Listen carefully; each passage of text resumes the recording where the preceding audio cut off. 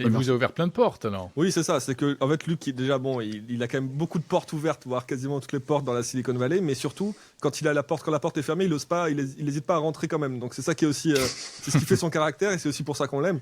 Et puis, il garde toujours aussi cette liberté de parole qui est assez folle pour nous, quoi. C'est-à-dire que quand on va normalement faire des interviews dans la Silicon Valley, ça peut arriver qu'on se retrouve face à des discours très lisses, très réglés, et donc du coup, Luc Julia, c'est tout l'inverse, quoi. Donc, il n'hésite pas à taper sur les uns sur les autres, il n'hésite pas à dire ce qu'il pense, et c'est ça qui fait son personnage intéressant. Oui, mais je rêve, vous avez laissé le passage où il parle de Jean-Louis Gasset, donc ancien patron d'Apple, et il dit, oui, il fume des trucs bizarres.